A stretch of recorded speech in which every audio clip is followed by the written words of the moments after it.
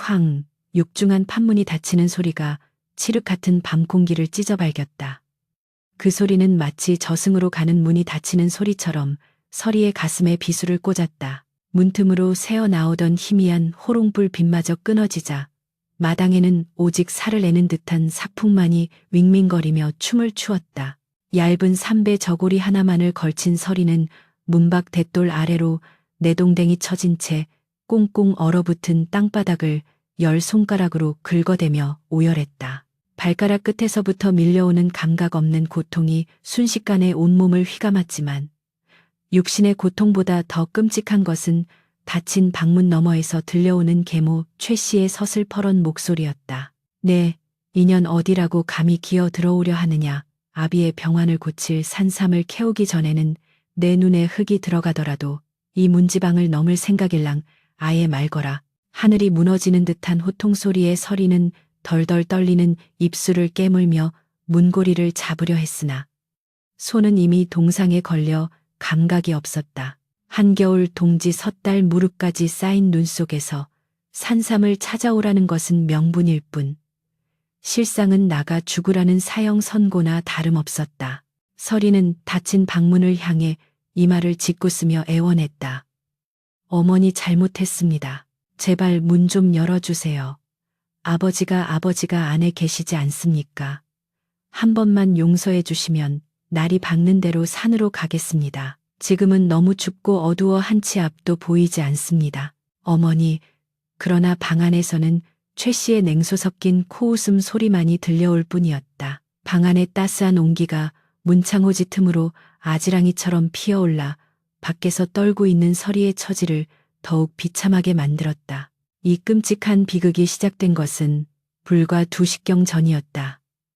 저녁상을 물리기도 전에 최 씨는 서리가 아비의 탕약을 다리다가 졸았다며 펄펄 뛰기 시작했다. 병석에 누운 지 반년이 넘은 서리의 아버지 박진사는 이미 의식이 혼미하여 집안이 어찌 돌아가는지조차 모르는 상태였다. 최 씨는 그 틈을 타 집안의 곳간 열쇠를 손에 쥐었고 전처 소생인 서리를 눈엣 가시처럼 여겨왔다. 그녀는 서리의 작은 실수 하나를 꼬투리 잡아 매질을 해대더니 급기야는 한밤중에 짐승 내쫓듯 밖으로 밀어낸 것이었다. 서리는 피가 맺힌 이마를 문턱에 대고 흐느꼈다. 아비의 약을 다리느라 며칠 밤을 꼬박 새운 탓에 몸은 천근만근이었고 허기진 배는 등가죽에 붙을 지경이었다.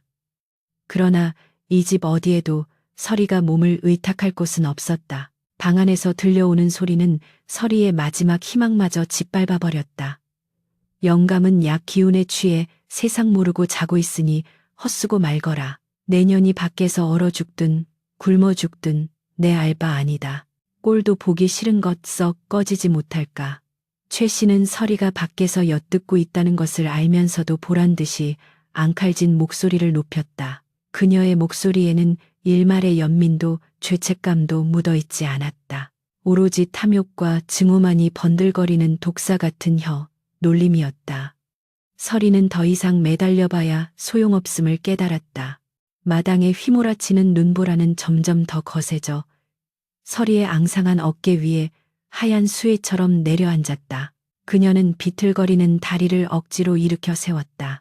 집안에 있는 아버지를 두고 떠나는 발걸음이 천리만 리보다 무거웠으나 이곳에 계속 있다가는 아침이 오기도 전에 동태처럼 굳어버릴 것이 분명했다. 대문을 나서자마자 마주한 세상은 온통 하얀 지옥이었다. 달빛조차 구름에 가려 희미한 산길은 짐승의 입처럼 시커먼 아가리를 벌리고 있었다. 서리는 집신도 신지 못한 맨발로 눈 덮인 산길을 걸었다. 발바닥이 찢어지고 피가 흘러나와 하얀 눈 위에 붉은 꽃잎처럼 점점이 박혔다. 아버지, 아버지. 입 밖으로 나오는 소리는 바람 소리에 묻혀 흩어졌고 눈물은 뺨을 타고 흐르자마자 얼음장처럼 굳어버렸다. 뼈마디가 끊어질 듯한 고통 속에서도 서리는 아비의 쾌차만을 빌며 산신각이 있는 산중턱을 향해 걸음을 옮겼다. 마을 사람들은 그곳에 영험한 산신령이 산다고 했으나 인적 끊긴 지 오래된 폐허나 다름없는 곳이었다. 하지만 지금 서리에게는 그 허물어져가는 산신각 처마 밑이라도 감지덕지했다. 한편 서리를 내쫓은 최 씨는 따뜻한 아랫목에 앉아 곰방대를 물고 회심의 미소를 지었다. 방 안은 후끈한 열기로 가득 찼고 비단 금침 위에는 혼수 상태에 빠진 박진사가 시체처럼 누워 있었다. 최 씨는 남편의 얼굴을 내려다보며 속으로 쾌재를 불렀다. 흥명이 질기도 하지. 저 늙은이가 숨을 거두고 나면 이 집도 논밭도 곡간에 쌓인 곡식도 모두 내 차지가 될 터. 전처가 남긴 저 계집년만 없어진다면 모든 것이 순조로울 것이다. 그녀는 밖에서 들려오던 서리의 울음소리가 잦아들자 만족스러운 듯 고개를 끄덕였다. 오늘 밤 추위라면 장정이라도 살아남기 힘들 터였다. 하물며 제대로 먹지도 못한 계집아이 하나쯤 얼어 죽는 것은 시간 문제라고 생각했다. 최 씨는 내일 아침 마을 사람들에게 둘러댈 핑계를 미리 머릿속으로 그리며 입꼬리를 비릿하게 올렸다. 상기를 오르던 서리의 의식은 점차 혼미해져 갔다.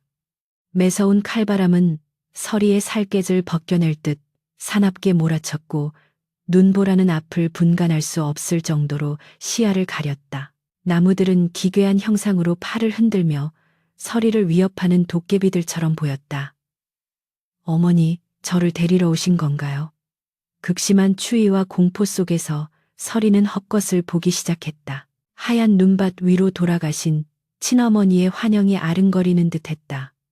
서리는 손을 뻗어 허공을 휘저었지만 잡히는 것은 차가운 눈송이뿐이었다. 다리의 감각은 이미 사라진 지 오래였고 몸은 제멋대로 비틀거렸다. 그녀는 몇 번이고 눈구덩이에 처박혔다가 다시 일어서기를 반복했다. 살고 싶다는 본능보다는 억울하게 죽을 수 없다는 오기가 그녀를 간신히 지탱하고 있었다. 그때였다. 어디선가 들려오는 짐승의 울음소리가 서리의 흐릿한 정신을 깨웠다. 크르르, 굶주린 늑대떼가 바람 냄새를 맡고 몰려오는 소리 같기도 했고 산짐승이 먹이를 찾아 헤매는 소리 같기도 했다. 공포가 엄습하자 서리는 마지막 남은 힘을 짜내어 뛰기 시작했다. 그러나 얼어붙은 발은 말을 듣지 않았고 결국 돌부리에 걸려 비탈길 아래로 굴러 떨어지고 말았다. 뾰족한 나뭇가지들이 서리의 얼굴과 몸을 마구 핥히었지만 아픔을 느낄 겨를조차 없었다. 끝도 없이 구르던 서리의 몸은 거대한 바위 앞에서 멈췄다. 눈앞이 캄캄해지고 숨이 턱까지 차올랐다. 서리는 차가운 눈 속에 파묻힌 채 하늘을 올려다보았다. 구름 사이로 잠깐 드러난 달이 싸늘하게 그녀를 내려다보고 있었다. 하늘이시여, 정녕 제가 죽어야만 하는 목숨입니까? 어찌하여 저 악한 계모는 따뜻한 방에서 호의호식하고 저는 이리도 비참하게 죽어가야 한단 말입니까? 가슴속에서 피 끓는 원망이 솟구쳤으나 입 밖으로 나온 것은 가느다란 신음뿐이었다. 몸의 온기는 빠르게 빠져나갔고 졸음이 파도처럼 밀려왔다. 이대로 눈을 감으면 다시는 깨어나지 못할 것임을 알면서도 서리의 눈꺼풀은 천근만근 무거워졌다. 그녀의 머릿속에는 마지막으로 아버지의 얼굴과 계모의 독사 같은 눈빛이 교차하며 지나갔다. 바람소리가 잦아드는가 싶더니 서리의 귓가에 기이한 소리가 들려왔다. 바스락거리는 소리와 함께 누군가의 숨소리가 가까워지고 있었다. 사람일까, 짐승일까, 아니면 저승사자가 데리러 온 것일까? 서리는 흐릿한 눈을 애써 뜨며 소리가 나는 쪽을 바라보았다. 어둠 속에서 푸른 안광을 번득이는 두 개의 눈동자가 그녀를 응시하고 있었다. 그것은 늑대도 호랑이도 아니었다. 달빛을 받아 신비로운 은빛털을 반짝이는 커다란 노루 한 마리가 서리의 코앞까지 다가와 거친 숨을 몰아쉬고 있었다. 노루는 도망가지도 않고 마치 서리를 기다렸다는 듯 고개를 까닥거렸다. 죽음의 문턱에서 마주한 이 기묘한 생명체는 서리에게 삶의 끈이 될 것인가, 아니면 마지막 숨통을 끊어놓을 사신일 것인가. 눈 덮인 산속의 정막은 더욱 깊어만 갔고 서리의 의식은 깊은 심연 속으로 가라앉고 있었다. 서리의 눈꺼풀 위로 뜨거운 김이 서렸다. 얼음장처럼 차갑게 굳어가던 뺨에 닿은 그것은 거칠지만 따뜻한 짐승의 혀였다. 서리가 가느다란 신음을 토해내자 은빛 노루는 안도한 듯 낮은 울음소리를 내며 그녀의 옷자락을 입에 물고 잡아당겼다. 마치 어서 일어나 자신을 따라오라는 듯한 몸짓이었다. 생과 사의 경계에서 헤매던 서리는 몽롱한 의식 속에서도 이것이 하늘이 내려준 마지막 동아줄임을 직감했다. 그녀는 감각이 사라진 손바닥으로 눈밭을 짚으며 힘겹게 몸을 일으켰다. 뼈마디가 부서지는 듯한 고통이 전신을 강타했지만 눈앞에서 푸른 안광을 빛내며 기다리는 노루를 놓치면 영영 끝이라는 생각에 이를 악물었다. 노루는 서리가 비틀거리며 일어나는 것을 확인하고는 가파른 산비탈을 향해 공중공중 뛰기 시작했다. 서리는 짐승이 남긴 발자국을 생명줄처럼 여기며 기어가듯 그 뒤를 쫓았다.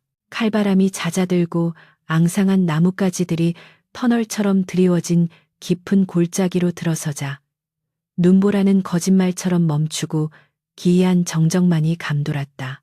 노루가 멈춰선 곳은 벼랑 끝에 위태롭게 매달린 낡은 산신각 앞이었다. 기와는 깨져 잡초가 무성하고 단청은 빛발에 흉물스러웠으나 희한하게도 그 주변만큼은 훈훈한 온기가 감돌고 있었다. 산신각 뒤편 바위 틈에서 솟아나는 더운 김이 주위를 감싸고 있었기 때문이었다. 노루는 산신각 마루 밑 좁은 틈으로 쏙 들어가더니 서리를 향해 고개를 끄덕였다. 서리는 본능적으로 그 좁은 공간이 자신이 살 수 있는 유일한 피난처임을 깨닫고 짐승처럼 네 발로 기어 마루 밑으로 파고들었다. 쌓여있는 낙엽과 지푸라기 그리고 바위 틈에서 새어나오는 지열이 꽁꽁 언서리의 몸을 어미의 품처럼 감싸 안았다. 살았다. 내가 살았어. 안도감과 함께 긴장이 풀리자 서리는 혼절하듯 깊은 잠에 빠져들었다. 꿈속에서 돌아가신 어머니가 나타나 얼어붙은 서리의 손을 호호 불어주며 눈물을 흘렸다. 그 따스한 온기는 현실의 고통을 잊게 해주는 유일한 위안이었다. 다음 날 아침 최 씨의 집마당은 짐짓 소란스러웠다.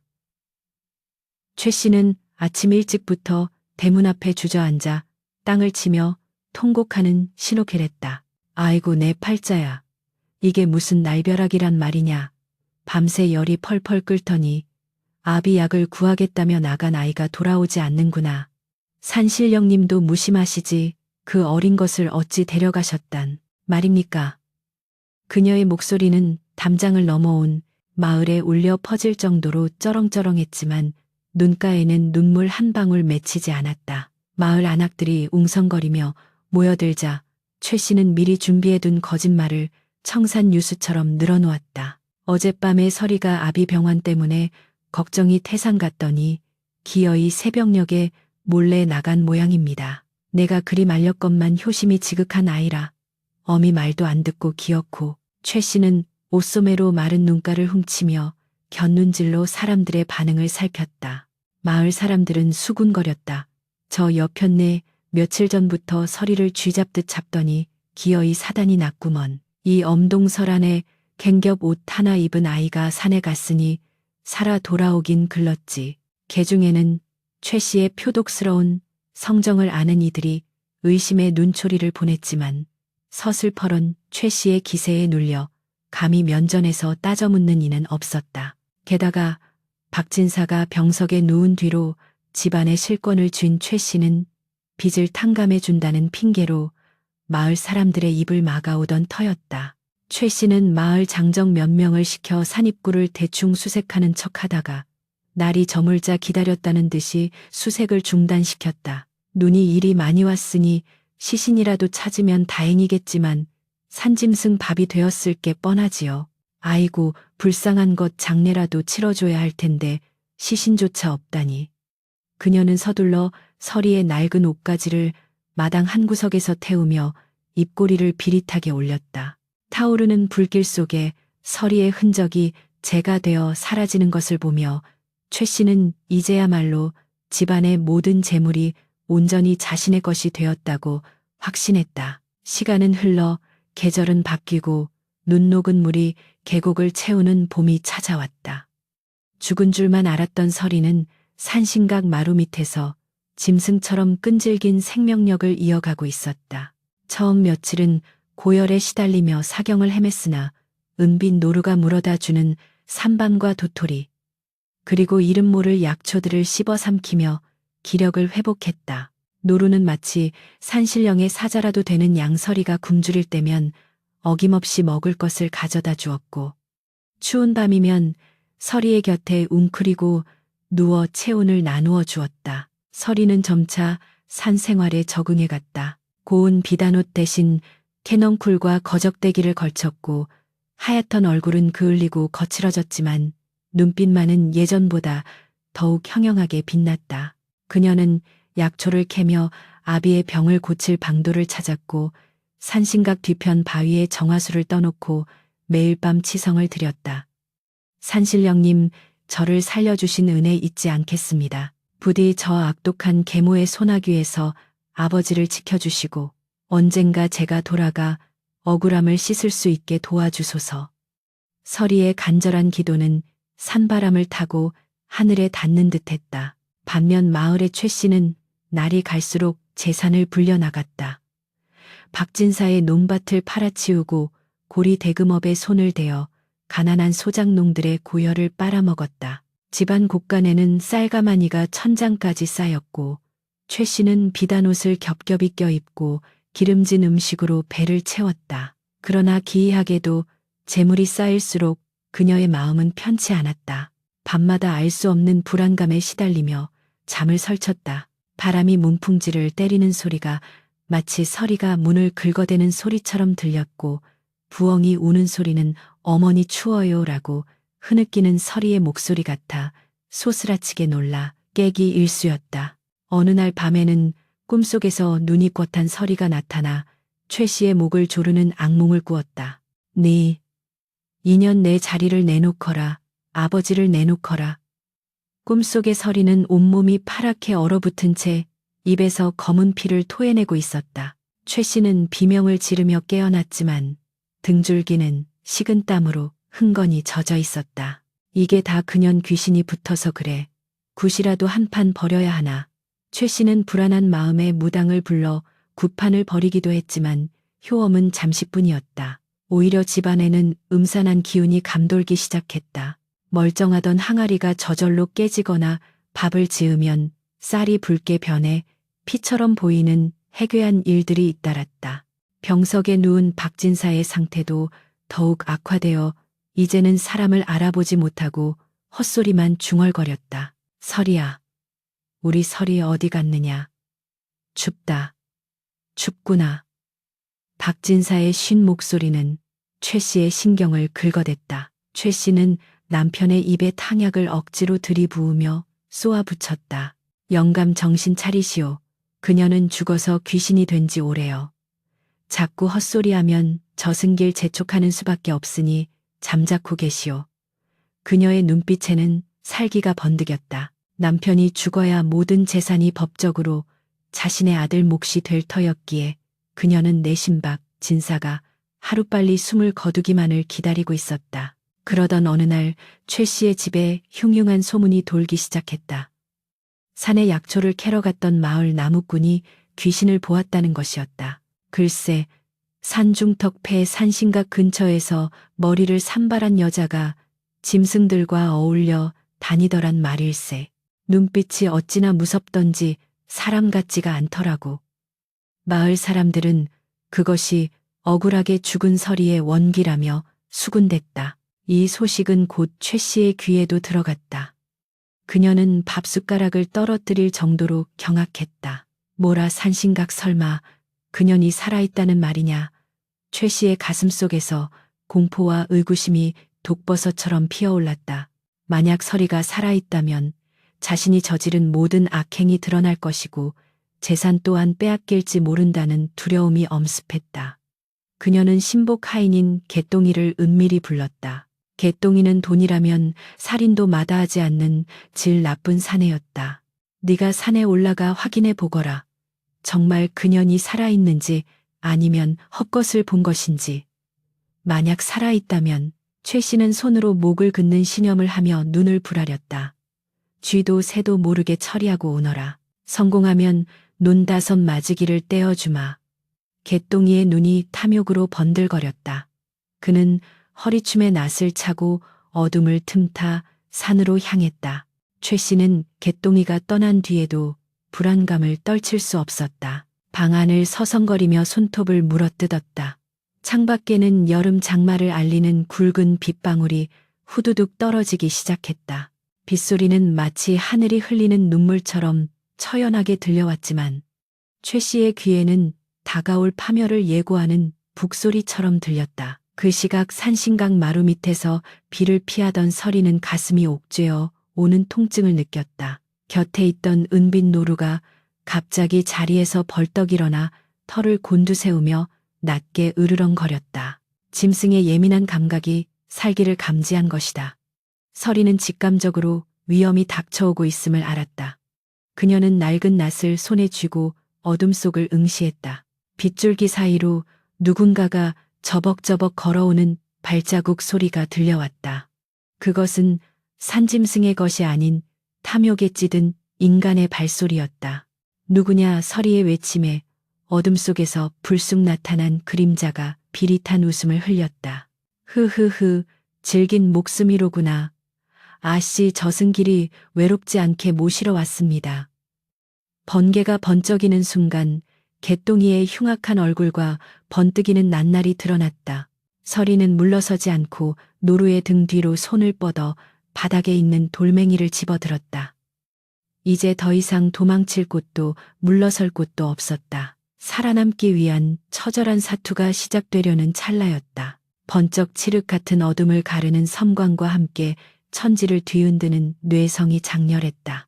그 순간 개똥이가 휘두른 낫이 허공을 갈랐고 서리는 본능적으로 몸을 웅크리며 바닥을 굴렀다. 낫끝이 서리의 옷자락을 스치며 섬뜩한 소리를 냈고 마루 끝자락 나무 기둥이 퍽하고 찍혀나갔다. 이 요물 같은 년이 피한다고 살 줄 아느냐.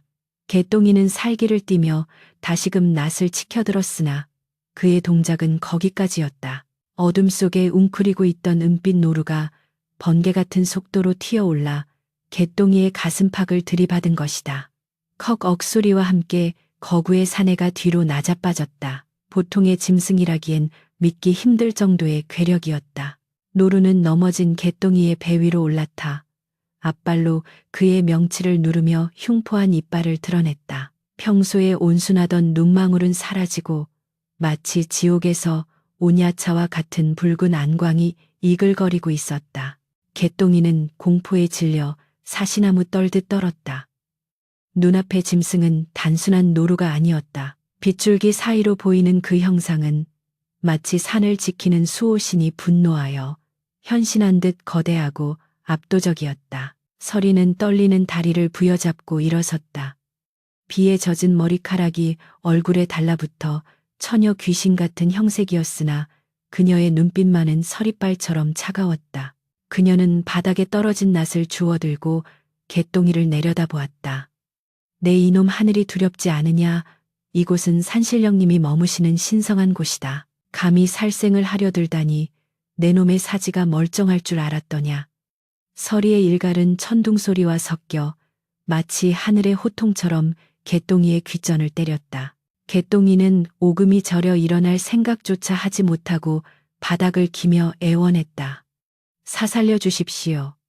아씨, 아니 산신령님 제재가 죽을 죄를 지었습니다. 시키는 대로 했을 뿐입니다요. 누가 시켰느냐, 내 계모가 시키더냐. 서리가 낫을 개똥이의 목덜미에 겨누며 물었다. 개똥이는 턱을 딱딱 부딪히며 고개를 끄덕였다. 예, 마님께서 아씨가 살아있으면 후안이 두렵다며 제발 목숨만은 비굴한 자의 눈물과 콧물이 빗물과 섞여 흐르는 꼴을 보자. 서리의 가슴속에서 뜨거운 분노와 허무함이 동시에 치밀어 올랐다. 차라리 단칼에 베어버리고 싶었으나 신성한 산신각을 더러운 피로 물들일 수는 없었다. 서리는 낯을 거두고 싸늘하게 말했다. 썩 꺼져라. 그리고 내 주인에게 전해라. 서리는 죽었다고. 만약 다시 한번 이곳에 얼씬거렸다간 그때는 이 산의 모든 짐승들이 내 놈의 살점을 뜯어먹게 될 것이다. 그 말이 떨어지기가 무섭게 노루가 개똥이의 얼굴을 향해 포효했다. 개똥이는 혼비백산하여 비명조차 지르지 못하고 엉금엉금 기어서 빗속으로 도망쳤다. 벼락이 칠 때마다 비치는 그의 뒷모습은 겁에 질린 똥강아지 꼴이었다. 개똥이가 사라진 후 서리는 털썩 주저앉았다. 긴장이 풀리자 온몸에 힘이 빠져나갔다. 노루는 다시 온순한 눈빛으로 돌아와 서리의 젖은 손등을 핥았다. 고맙다. 네가 나를 또 살렸구나.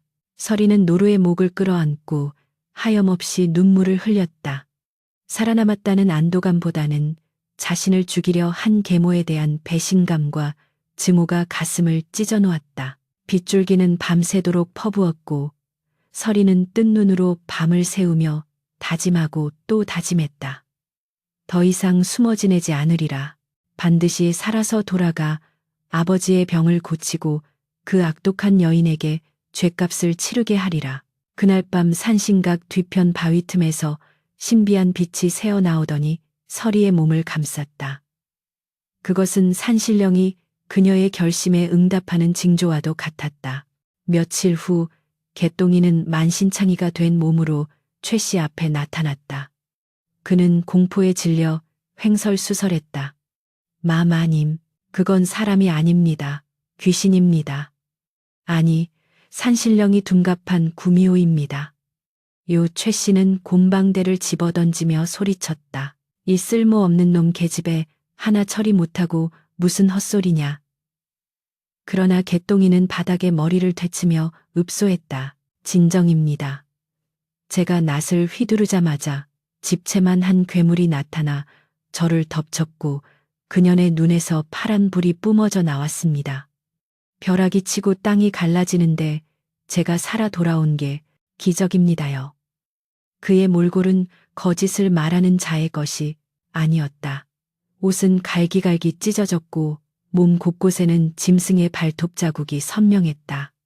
최 씨의 등골이 오싹해졌다. 정말 서리가 원기가 되었거나 산신의 조화를 부리는 요물이 된 것일까. 그녀는 개똥이를 내치고 방문을 걸어 잠갔다. 계절은 어느덧 삼복더위의 절정으로 치닫고 있었다. 하늘에서는 불덩이 같은 태양이 자결했고 땅은 거북이 등껍질처럼 갈라졌다. 마을의 우물은 말라갔고 사람들은 더위에 지쳐 쓰러져 갔다. 그러나 기이하게도 최 씨의 집 마당에만 서늘한 냉기가 감돌았다. 그것은 시원한 바람이 아니라 뼛속까지 시리게 만드는 음산한 한기였다. 한낮에도 최 씨는 소미불을 뒤집어 쓰고 덜덜 떨었다. 추워, 춥구나. 병석에 누운 박진사가 하던 말을 이제는 최 씨가 앵무새처럼 반복하고 있었다.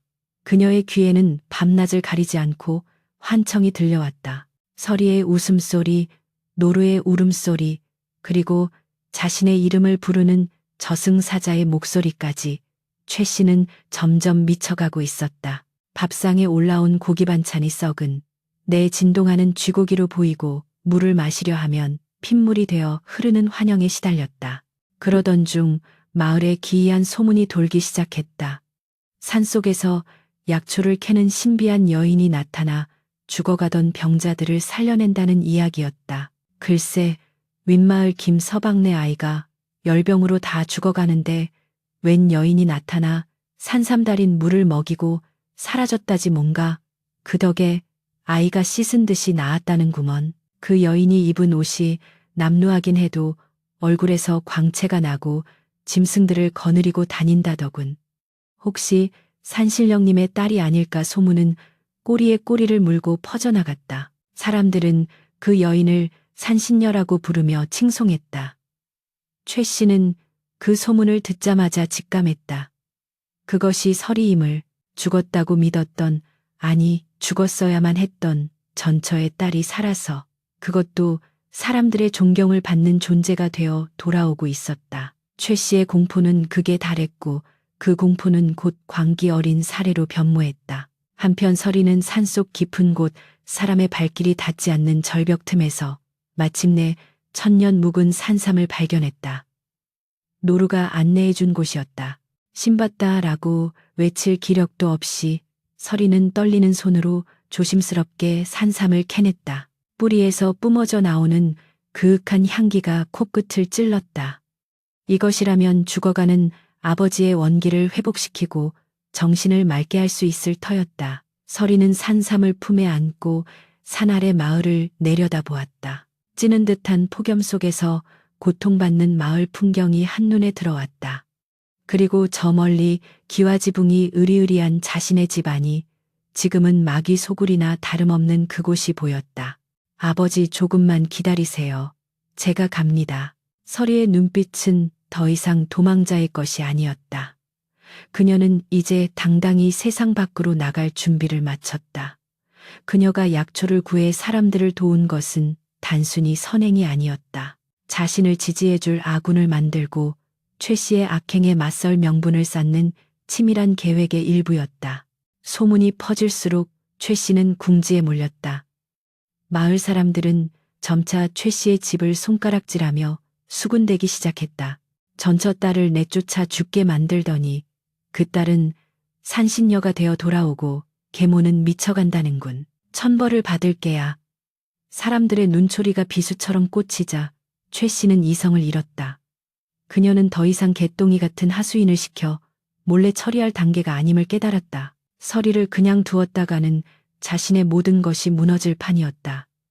그래, 귀신이든 산신이든 불 앞에서는 장사 없는 법이지. 최 씨의 눈이 노파게 빛났다. 그녀는 무시무시한 계획을 세웠다. 서리가 머물고 있다는 산신각 주변에 불을 질러 산 전체를 태워버리는 한이 있더라도 그녀를 잿더미로 만들 작정이었다. 마침 날은 가물었고 바싹 마른 숲은 불씨 하나만 던져도 활활 타오를 준비가 되어 있었다. 개똥아 기름통을 준비해라. 최 씨의 명령에 개똥이는 기겁하며 손사래를 쳤다. 마마님 산에 불을 지르다니요. 관가에 알리면 대역죄로 다스려집니다. 게다가 산신령님의 노여움을 어찌 감당하시려고. 그러나 최 씨는 미친 듯이 웃으며 개똥이의 뺨을 후려쳤다. 닥쳐라. 내가 살아야 산신령도 있고 관가도 있는 것이다. 내 재산을 다 털어서라도 널 지켜줄 테니 잔말 말고 시키는 대로 해. 오늘 밤이다. 오늘 밤 그년과 그 빌어먹을 산신각을 모조리 태워버릴 것이다. 그녀의 목소리는 갈라지고 쉬어 짐승의 울부짖음 같았다. 탐욕에 눈이 먼 인간이 어디까지 추락할 수 있는지 보여주는 처참한 광경이었다. 그날 밤 달조차 뜨지 않은 그린 밤이었다. 숨막히는 열대야 속에서 최 씨와 하인들은 횃불과 기름통을 들고 산으로 향했다. 산 입구에는 불길한 바람이 일기 시작했다. 나뭇잎들이 서걱거리며 마치 오지 마라, 오지 마라 속삭이는 듯했다. 그러나 최 씨는 귀를 막고 오로지 앞만 보고 걸었다. 그녀의 눈에는 타오르는 불길 속에 비명 지르며 죽어가는 서리의 모습만이 아른거렸다. 산중턱 서리가 잠든 산신각이 가까워질수록 최 씨의 심장은 광란의 북소리처럼 쿵쿵거렸다. 이제 곧 끝이다. 이 지긋지긋한 악연도 밤마다 찾아오는 공포도 모든 것을 불태워 없앨 수 있다. 최 씨가 떨리는 손으로 부싯돌을 켜는 순간 마른 하늘에서 우르릉 하는 소리가 들려왔다. 그것은 천둥 소리 같기도 했고 분노한 하늘이 으르렁거리는 소리 같기도 했다. 하지만 이미 광기에 사로잡힌 최 씨에게는 그 어떤 경고도 들리지 않았다. 그녀는 기름이 뿌려진 마른 풀깨에 횃불을 던졌다. 활활 타올라라. 내 불행도 원한도 전연과 함께 모조리 타버려라. 붉은 불길이 뱀혀처럼 날른거하며 산신각을 향해 기어오르기 시작했다. 이것이 자신을 파멸로 이끌 지옥불의 시작인 줄은 꿈에도 모른 채 시뻘건 불길이 밤하늘을 집어삼킬 듯 맹렬하게 타올랐다. 마른 장작과도 같았던 숲은 최 씨가 던진 횃불을 신호탄으로 순식간에 화마의 아가리 속으로 빨려 들어갔다. 타라, 더 활활 타올라라. 내 눈에 거슬리는 것들은 모조리 재가 되어 사라질 것이다. 최 씨는 춤을 추듯 팔을 휘저으며 광소했다. 그녀의 얼굴은 불빛을 받아 기괴하게 일그러져 마치 지옥불을 관장하는 악귀와도 같았다. 매캐한 연기가 진동하고 산짐승들이 비명을 지르며 달아나는 아비규환의 현장이었으나 최 씨에게는 그 소리가 승전곳처럼 들릴 뿐이었다. 개똥이와 하인들은 불길이 예상보다 훨씬 빠르게 번지자 겁을 먹고 뒷걸음질 쳤다. 마마님 이러다 우리까지 타 죽겠습니다. 어서 내려가야 합니다. 그러나 최 씨는 하인의 멱살을 잡고 흔들며 고래고래 소리를 질렀다. 물러서지 마라. 저 산신각이 무너져 내리는 꼴을 내 두 눈으로 똑똑히 봐야겠다. 그년의 비명소리를 듣기 전엔 한 발짝도 움직이지 않을 테다. 그때였다.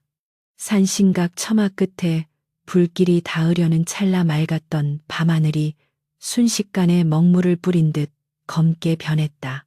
별빛조차 자취를 감추고 숨막히게 덮던 대기에 서늘하다 못해 살을 내는 한기가 감돌기 시작했다. 불길이 거센 바람에 휘청거리며 기이한 춤을 추었다. 이게 무슨 조화란 말이냐. 최 씨가 당황하여 하늘을 올려다보는 순간 머리 위에서 천지가 개벽하는 듯한 굉음이 울려 퍼졌다. 콰르릉 쾅 산맥을 뒤흔드는 천둥 소리에 하인들은 혼비백산하여 바닥에 엎드렸다. 그것은 비를 부르는 천둥이 아니었다. 하늘이 노하여 죄인을 꾸짖는 호통이었다. 검은 구름 사이로 시퍼런 번개가 뱀처럼 꿈틀대더니 산신각 위로 곧장 내리꽂혔다. 후두둑. 쿵쿵 빗방울이 아니었다. 주먹만 한 얼음덩어리들이 하늘에서 쏟아지기 시작했다. 삼복더위 한여름에 난데없는 우박이라니. 하인들은 머리를 감싸 쥐고 비명을 질렀다. 우박이다. 돌덩이만한 우박이 쏟아진다. 그러나 그것은 평범한 우박이 아니었다. 땅에 떨어진 얼음덩어리에서는 치익하는 소리와 함께 흰 연기가 피어올랐고 그 속에는 시뻘건 불씨가 타고 있었다. 얼음 속에 불을 품은 기이한 부르박 화우이였다. 하늘이 내린다는 전설 속의 형벌이 현실이 되어 눈앞에 펼쳐진 것이다. 우박은 마치 눈이 달린 듯 도망치는 하인들을 피해 오직 최 씨가 서 있는 곳을 집중적으로 강타했다. 아, 뜨거워. 이게 뭐야. 얼음이 왜 이리 뜨거워. 최 씨의 어깨에 떨어진 우박이 살점을 파고들며 타올랐다. 얼음의 냉기와 불의 열기가 동시에 살을 찢는 고통은 인간이 감내할 수 있는 것이 아니었다. 최 씨는 바닥을 구르며 발버둥쳤으나 쏟아지는 부르박을 피할 곳은 어디에도 없었다. 나무 뒤로 숨으려 하면 나무가 벼락을 맞아 쓰러졌고 바위 밑으로 기어가려 하면 바위가 쪼개져 길을 막았다. 하늘은 그녀를 도간에 든 쥐처럼 가두고 처절하게 응징하고 있었다. 살려줘, 사람 살려 개똥아, 어서 나를 업고 뛰어라. 최 씨가 목이 터져라 하인들을 불렀지만 이미 그들은 산 아래로 주랭랑을 친 뒤였다. 그녀의 곁에 남은 것은 타오르는 불길과 쏟아지는 부르박, 그리고 자신의 죄업뿐이었다. 한편 산신각 안은 기이할 정도로 평온했다. 밖에서는 천둥 번개가 치고 부르박이 쏟아져 세상이 뒤집어질 듯 소란스러웠으나 산신각 주변에는 보이지 않는 결계가 처진 듯 고요했다. 잠에서 깬 서리는 문틈으로 믿을 수 없는 광경을 목격했다. 맹렬하게 타오르던 산불은 하늘에서 쏟아지는 얼음덩어리들에 맞아 거짓말처럼 사그라들고 있었다. 화마가 덮치려던 산신각은 멀쩡했고 오히려 불을 지른 자들이 비명을 지르며 도망치고 있었다. 서리의 곁을 지키던 눈빛 노루가 자리에서 일어나 문 밖을 향해 길게 울부짖었다. 그 소리는 산을 울리고 하늘에 닿아 쏟아지는 우박의 기세를 더욱 맹렬하게 만들었다. 서리는 떨리는 손을 모으고 무릎을 꿇었다. 하늘이시여, 굽어 살피소서. 저들의 악행을 직접 벌하시나이까. 두려움보다는 경외감이 앞서는 순간이었다. 자연의 힘 앞에서는 인간의 탐욕 따위는 한낱 티끌에 불과함을 뼈저리게 느끼게 하는 광경이었다. 산비탈을 구르며 도망치던 최 씨는 만신창이가 되었다. 비단 치마는 불에 타 너덜거렸고 곱게 빗은 머리는 산발이 되어 숯검댕이 묻었다. 몸 곳곳에는 우박에 맞은 화상과 동상이 뒤섞여 끔찍한 형상을 하고 있었다. 그녀는 고통과 공포에 질려 헛소리를 짓거렸다. 내 잘못이 아니다. 나는 그저 내 것을 지키려 했을 뿐이야. 그년이 내 것을 뺏으려 했단 말이다. 죽음의 문턱에서도 그녀는 자신의 죄를 뉘우치지 않았다. 오히려 도끼를 품고 하늘을 향해 삿대질을 해댔다. 하늘이고 나발이고 다 필요 없어. 내가 누구라고 생각하느냐. 나는 이 동네 제일 가는 부자 최 씨란 말이다. 그녀의 악다구니는 마지막 발악이었다. 그 순간 하늘이 응답하듯 칠흑 같은 구름이 소용돌이치며 최 씨의 머리 위로 모여들었다. 이제껏 본 적 없는 거대한 부르박 덩어리가 붉은 빛을 내뿜으며 혜성처럼 떨어져 내렸다. 안 돼, 안 돼. 최 씨의 동공이 지진이라도 난 듯 흔들렸다. 피할 수 없음을 직감한 그녀가 비명을 지르는 찰락황하는 굉음과 함께 부르박이 그녀의 정수리를 강타했다. 끄아악 단말마의 비명은 순식간에 불길 속에 묻혔다. 우박에서 터져나온 푸른 불꽃은 최 씨의 몸을 휘감아 맹렬하게 타올랐다. 기이한 것은 그 불길이 주변의 나무나 풀로 옮겨 붙지 않고 오직 최 씨의 몸뚱어리만을 태우고 있다는 점이었다. 마치 그녀의 탐욕스러운 영혼까지 태워 없애려는 듯 불꽃은 끈질기게 피어올랐다. 불타오르는 최 씨를 바라보며 산신각 마루에 선 서리는 알 수 없는 감정에 휩싸였다. 통쾌함이라기보다는 허망함과 슬픔에 가까운 감정이었다. 한때는 어머니라 부르며 따르려 했던 사람, 아버지의 아내였던 사람의 비참한 최후를 지켜보는 것은 결코 즐거운 일이 아니었다. 어찌하여 그리 사셨습니까? 조금만 마음을 나누었다면 우리도 가족이 될 수 있었을 텐데. 서리의 눈에서 눈물이 주르륵 흘러내렸다. 그것은 악인을 향한 연민이 아니라 인간의 어리석음과 덧없음에 대한 눈물이었다. 곁에 있던 노루가 서리의 손을 핥으며 위로했다. 노루의 눈빛은 마치 이제 다 끝났다. 너의 억울함은 하늘이 풀어주었다라고 말하는 듯했다. 최 씨의 몸이 한 줌의 재로 변할 때까지 부르박은 멈추지 않았다. 마을 사람들은 자다 깨어 산 위에서 벌어지는 기이한 불꽃놀이를 공포에 질린 눈으로 지켜보았다. 저게 뭐란 말인가. 하늘에서 불이 떨어진다. 최씨네가 산에 불을 지르러 갔다더니 천벌을 받는 게야. 사람들은 대문 밖으로 나와 무릎을 꿇고 하늘을 향해 빌었다. 비나이다 비나이다. 부디 노여움을 푸소서.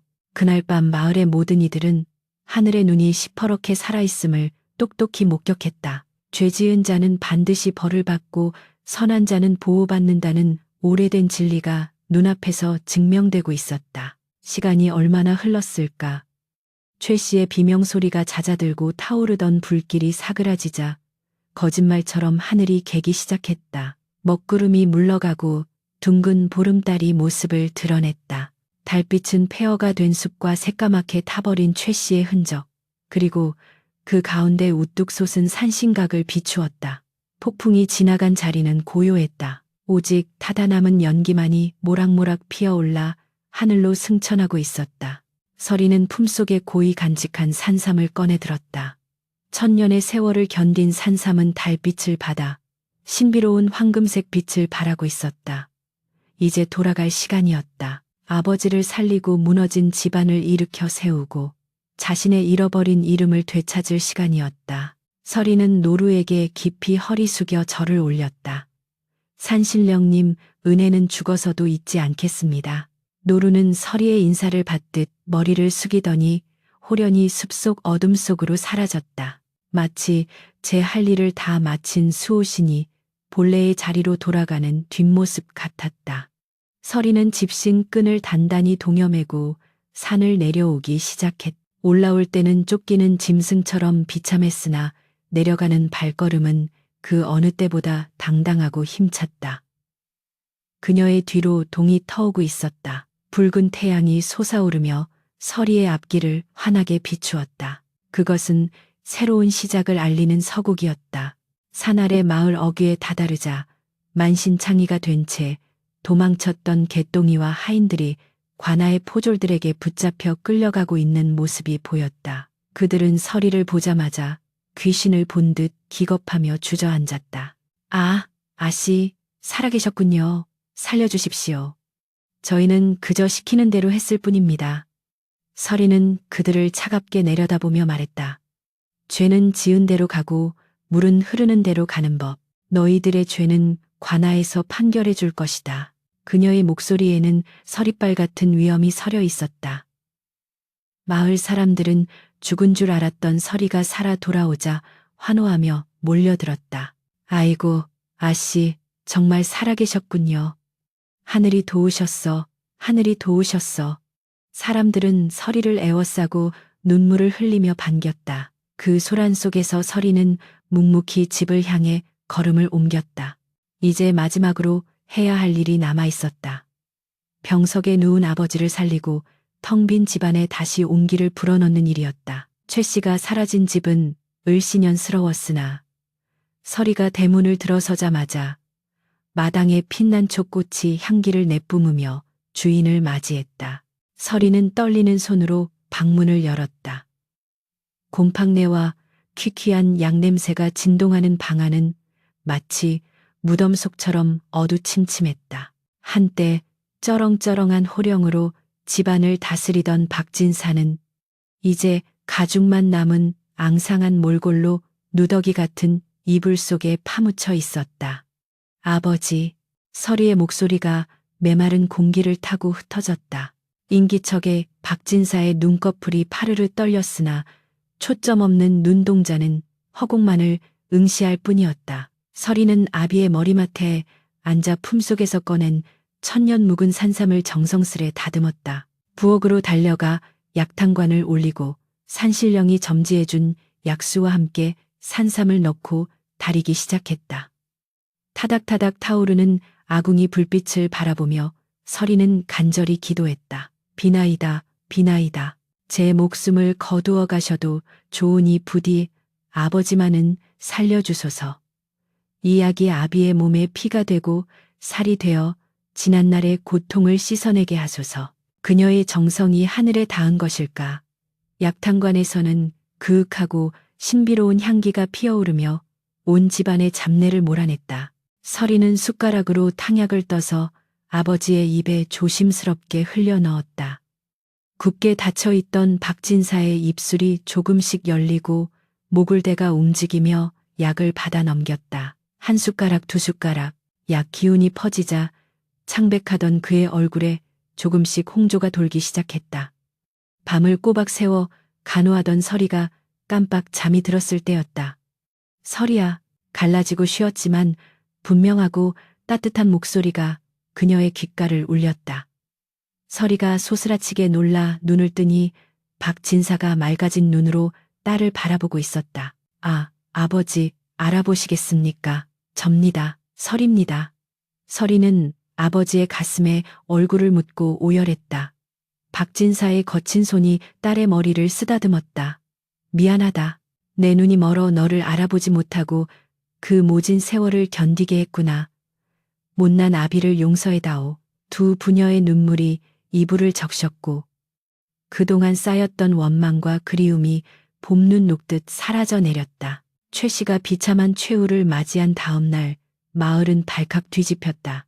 사람들은 삼삼오오 모여 최 씨가 죽은 산중턱을 가리키며 혀를 찼다. 기이하게도 그날 밤 쏟아진 부르박은 정확히 최 씨의 몸과 그녀가 부정하게 긁어모은 재물 창고만을 태워버리고 멈췄던 것이다. 산신각과 주변 숲은 그을음 하나 없이 멀쩡했다. 하늘이 노안개야. 어찌 그리 정확하게 요사스러운 것들만 골라 태웠을꼬. 권선징악이지. 뿌린 대로 거둔다는 옛말이 하나 틀린 게 없어. 관아에서 나온 포졸들이 현장을 수습했지만 타다 남은 것은 최 씨가 지니고 있던 금비녀 한 짝과 재가 된 뼈뿐이었다. 최 씨의 악행을 도왔던 개똥이와 하인들은 관하로 끌려가 곤장을 맞고 옥살이를 하게 되었다. 그들은 하나같이 산신령님이 노하셨다며 벌벌 떨었고 다시는 죄를 짓지 않겠다며 눈물로 참회했다. 사또는 서리의 효심과 억울한 사연을 듣고 최 씨가 빼돌렸던 박진사의 전답과 가산일체를 모두 찾아 돌려주라고 판결했다. 박진사는 산삼의 효능과 딸의 지극정성으로 하루가 다르게 기력을 회복했다. 자리를 털고 일어난 그는 가장 먼저 최 씨가 바꿔놓았던 집안의 풍습을 바로잡았다. 고리대금으로 고통받던 소작농들의 빚을 탕감해주고 곡간을 열어 굶주린 이웃들에게 곡식을 나누어 주었다. 이 모든 것이 내 불찰로 일어난 일이네. 자네들이 겪은 고초를 내 어찌 다 헤아리겠나. 박진사의 진심 어린 사과와 덕행에 마을 사람들은 다시금 그를 존경하게 되었다. 집안에는 다시 웃음꽃이 피어났고 하인들은 서리를 작은 마님이라 부르며 진심으로 따랐다. 서리는 더 이상 구박받는 천덕꾸러기가 아니었다. 그녀는 집안의 안주인으로서 지혜롭고 인자하게 살림을 꾸려나갔다. 최 씨가 있던 자리에 서리의 온기가 채워지자 집안에는 상서로운 기운이 감돌았다. 담장 너머로 뻗은 감나무에는 감이 주렁주렁 열렸고 마당의 화초들은 사시사철 시들지 않았다. 어느 맑은 가을날 서리는 아버지와 함께 산신각을 찾았다. 무너진 곳을 보수하고 깨끗이 단장하여 제상을 차렸다. 산신령님 덕분에 아버지가 건강을 되찾고 집안이 평안해졌습니다. 이 은혜 대대손손 잊지 않겠습니다. 서리가 절을 올리자 숲속 어디선가 바스락하는 소리가 들렸다. 고개를 들어보니 저 멀리 바위 위에 은빛 노루가 서 있었다. 노루는 서리와 눈을 맞추더니 부드러운 눈빛으로 한참을 바라보다가 유유히 숲속으로 사라졌다. 박진사가 놀라 물었다. 서리야, 저 짐승이 너를 구해준 그 영물이냐? 서리는 미소 지으며 고개를 끄덕였다. 예, 아버지. 어머니께서 보내주신 수호신인 듯합니다. 이제 저를 떠나 본래 계신 곳으로 돌아가시나 봅니다. 서리는 노루가 사라진 곳을 향해 손을 흔들었다. 이제는 혼자 힘으로도 충분히 살아갈 수 있다는 강인하고 성숙한 여인의 모습이었다. 세월은 유수와 같이 흘러 서리의 이야기는 전설이 되어 입에서 입으로 전해졌다. 한여름에 쏟아진 부루박 사건은 천벌의 대명사가 되었고 계모가 아이를 구박하려 들면 마을 노인들이 칭칭 부루박 맞을 짓 하지 말게 하며 혀를 찼다. 서리는 훗날 인품이 훌륭한 선비와 혼인하여 아들, 딸 많이 낳고 행복하게 살았다. 그녀는 자식들에게 항상 이렇게 가르쳤다. 하늘의 그물은 크고 성긴 듯 하여도 악한 자를 빠뜨리는 법이 없고 선한 자를 외면하는 법이 없단다. 항상 마음을 바르게 쓰고 남의 눈에 눈물 내지 말거라. 어느 여름밤 서리는 뱃마루에 앉아 밤하늘을 올려다보았다. 수많은 별들이 보석처럼 박혀 반짝이고 있었다.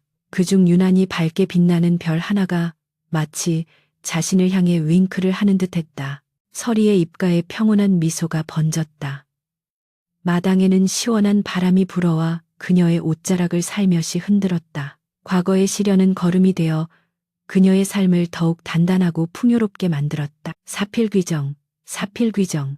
모든 일은 결국 바른 길로 돌아간다는 진리를 가슴 깊이 새기며 서리는 가족들의 웃음소리가 들려오는 방 안으로 들어갔다. 그 뒷모습 위로 달빛이 축복처럼 쏟아져 내렸다.